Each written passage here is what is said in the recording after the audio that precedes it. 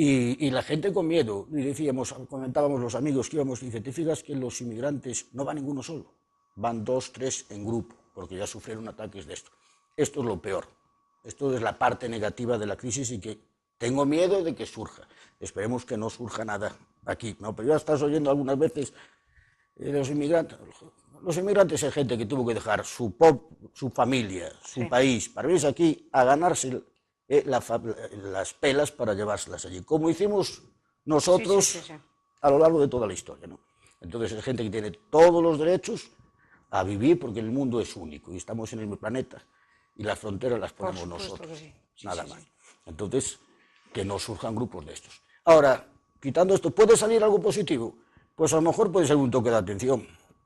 Yo siempre me acuerdo de pequeño que siempre jugaba metiendo en el enchufe, pues jugaba con un bolígrafo y me avisaban, te va a dar un calambrazo y no hacía caso, hasta que me dio.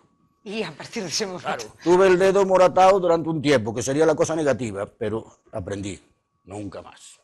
Y a partir de ese momento aprendí. Entonces, este golpe negativo también puede ser que nos ayude a aprender en la lección, pues nunca más tenemos que coger este camino y hay que coger este otro.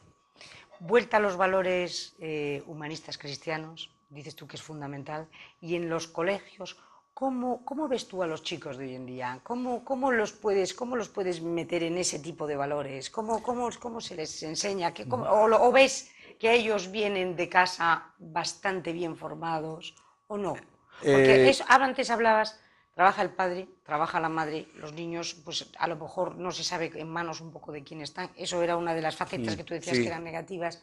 Y entonces, y a lo mejor cuando llegan el padre y llegan la madre se encuentran con una especie de sensación de culpabilidad y entonces en vez de educar lo que haces es maleducar, porque entonces consientes. Entonces, claro, ahí hay un problema que tiene el chiquillo y eso lo notáis vosotros en los colegios. ¿Tú eso has notado? Sí, noto porque me acuerdo una vez con un padre y dice, oye, ¿cómo va mi hijo en tu materia? Y dice, pues hombre, no, es que si aprueba todo le compro la moto. Y dije, hombre, pues mira, no es un buen ejemplo. Que se aprueba todo es porque es su obligación. Es porque es su obligación. Profesión, ponía antes los carnets, profesión estudiante. Entonces, se aprueba todo es porque es su obligación. Ahora, aprobar algo porque después tengo ese premio, ¿qué pasa cuando no existe ese premio? ¿O qué pasa con la gente que no pueda tener esas posibilidades de esos premios? Entonces, te encuentras de todo. Pero yo le diría que en la juventud de hoy en día te encuentras una juventud que tiene una cantidad de medios para establecer contactos con cantidad de gente y está sola. Tengo 100.000 amigos en Facebook y ninguno te habla. Y ninguno te llama para salir por la tarde y no puedes jugar al fútbol con nadie en la plaza de Amboaje. Y tienes 100.000 amigos en Facebook, no, tienes 100.000 que te dan tas, pero no. Y es la época, fíjate, el mundo está tan interconectado y es la época de mayor soledad que hay en mucha gente. Porque esa especie de conexión también es virtual. También es mentira. Entonces tú te das cuenta que estamos viviendo, César, una gran mentira. La mentira de la opulencia, era mentira, lo debíamos todo, no era cierto. O sea, ahora la mentira de que 100.000, no, está solo, más solo que nunca. Tú fíjate, un detalle que me pasó, yo soy despiste en persona, pero paseando por la calle me dice un chico, adiós César, adiós, no me conoces, me tienes de amigo en el Facebook. Pues yo qué sé, de tanta gente que me conoce. ¿Y cómo te llamas? Fulanito. Y claro, después miré por curiosidad su Facebook y era la cara de Bob Esponja. Claro, ¿cómo te voy a conocer si me pones eso ahí? ¿Cómo te conozco? Es imposible. Es que es lo que vivimos en un mundo ficticio, totalmente ficticio, donde antes quedabas con tus amigos y jugabas en la plaza de Amboaja al fútbol, pero jugabas. Ahora juegas al fútbol tú en tu casa y el otro en su casa con el ordenador de forma virtual donde tú eres una parte y el otro es otro. Pero punto. Pero esto tú crees que responde a una estrategia, César, que se nos escapa. O sea, esto tiene a lo mejor... Yo cuando pienso en todo lo que estamos viviendo ahora, pienso en El mundo feliz de Huxley, ¿no? Donde también estaba todo programado y era todo era un horror. Y entonces, porque además atentaba precisamente contra la libertad del hombre. ¿Tú no crees que esto no sé, yo no te voy a decir casi aquí la teoría de la conspiración, pero yo en estas cosas empiezo a creer un poco, porque yo no creo que esto sea casualidad. Los romanos decían pan y circo. Este es el circo de hoy, Pero fíjate, las redes sociales también tienen su cosa positiva. Y es que cuando alguien hace algo que no es correcto, ¡pumba!, unifica a toda la sociedad. Que un rey haya tenido que pedir perdón a su pueblo, la primera vez en la historia, y además de todos, por movilización de las redes sociales, o una diputada con un comentario salido de tono haya tenido que pedir perdón por unión de las redes sociales, o cosas más positivas, que se haya conseguido no sé cuántos miles de euros para salvar a un niño o tal y cual. Eso también es lo positivo que tiene. Es verdad. Pero tenemos que saber que todas las redes sociales sean instrumentos para nosotros. Saber administrarlo, ¿no? Es no como nosotros al servicio de la las tele redes es sociales. enormemente positiva, pero claro, hay veces que es tremendamente negativa. Exactamente. Todo administrado todo bien. administrado bien. Y vivimos además en el mundo de la comunicación, que es un mundo en el que si la gente quiere, es verdad, ya no engañas a todo el mundo. Ya no engañas. O sea, antes podías manipular porque la gente leía un determinado periódico, pero hoy en día es manipulable el que quiere dejarse manipular. Manipular, exactamente. Que a veces es cómodo, ¿verdad? Porque a veces dices, oye, a mí que me lo den todo hecho y yo total tampoco pienso, ¿no? Voto en automático o hago las cosas que tengo que hacer. Entonces, por eso, para los políticos, por ejemplo, las redes sociales puede ser un arma positiva, pero también puede ser su mayor enemigo. Ya no pueden engañar a su pueblo, sino que saben que están vigilados, constantemente vigilados. Y trincados. Y eso está bien. Y eso también es la parte positiva.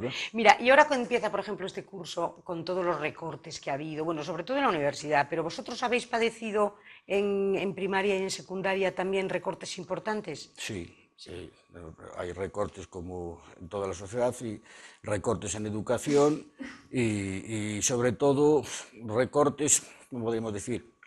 No recortes por parte del colegio, sino aumento de gente becada pues, en servicios básicos como, por ejemplo, el desayuno o el comedor. ¿Cómo funciona el tema de los becados en el comedor? Hay familias que tienen que hablar con el director, presentar su situación, ¿no?, personal, y entonces el colegio beca una parte de lo del comedor y la empresa del catering beca también la otra parte. El catering y el colegio. Y el colegio. O sea, eso sí es solidaridad. Sí, lo que no puede ser es que ningún niño pase hambre. Claro. Y estamos hablando de Ferrol. Es decir, y hay niños que la única comida que hacen es en el colegio. Entonces... o sea, estamos llegando a esos extremos. Sí. Y, por ejemplo, te digo que nosotros en la Cofradía de la Merced, el número de ayudas que hemos dado, pues no damos ayuda económica, pero sí les hacemos compra de alimentos, ha aumentado considerablemente. Lo cual es una cosa seria. La cocina económica más no puede hacer. No. Y Cáritas están desbordados. No puede hacer. Están desbordados. Desbordados. Y entonces es un problema serio. Y otro problema puede ser también el del problema de la natalidad. Me imagino porque que... tú en este momento estáis teniendo niños, o sea, las clases de pequeñitos de momento siguen siendo las que había, ¿no? Pero decías imagino que bajará porque hoy día, antes el niño venía con un pan bajo el brazo, ahora viene con una lista de gastos impresionante, que son precisamente los que suben, ¿no? Y que una familia, si está en paro los dos, ya no se puede pasar eso por la cabeza, ¿no? Pero si está uno en paro, es muy complicada la situación, porque hay 5,5 millones de parados, pero es que detrás de cada número hay un ser humano y unas circunstancias y una situación, y eso es muy... Y estos son todas las víctimas, claro, las víctimas de aquellos flautistas que hablábamos antes y que no hay ninguno... Y no hay ninguno en la cárcel, no hay nadie, o sea, que... imputado Y además, aquí. Oye, y el único que tú hablabas hace un momento, el rey, y da la casualidad que con toda la que está cayendo, el único que ha pedido perdón ha sido el rey, porque de los demás tú has oído pedir perdón a alguno. No. Yo a ninguno. Es un detalle que le honra, el pedir perdón. Eso no cabe duda. El yerno le salió rana. El yerno yo creo que va a dar todavía muchas tardes de gloria, porque aquí hay mucho que hablar. Mira, y entonces yo lo que estoy viendo es que la Merced, que era vamos, lo que es el ideario de la Merced, que era el eliminar de cadenas, ¿no?, al ser humano, está hoy más vigente que nunca, César. Los cautivos hoy en día están vigentes. Hoy en día podríamos montar una ferretería de cadenas y que habría. Sí, Cautivos de todo. hay muchos, muchos. Sobre todo la desesperación. ¿Tú crees? Sí, hay mucha gente desesperada. ¿Y cómo se puede combatir la desesperación? Pues arrimando, escuchando, oyendo y después aportando soluciones o viendo, diciéndoles que, vaya, que en el mundo hay, gracias a Dios, gente, instituciones, ONGs dispuestas a ayudar y dispuestas a echar una mano a todo este colectivo de gente. Claro, porque hay mucha gente que antes teníamos la idea de que, bueno, dices tú, bueno, pues a lo mejor el transeúnte, la persona que viene, la persona que ya es un poco, como si dijéramos, un poco el que forma parte de unos colectivos de pobreza, que bueno, pero es que ahora tenemos el otro gran colectivo, que es la gente de clase media, que tenía su trabajo, su preparación y que no pensaba, era impensable que se quedara en el paro. Sí, sí. Y de repente te encuentras con que falla el trabajo y con que es ese tipo de gente la que está recurriendo a que le eches una mano. Sí, Entonces sí.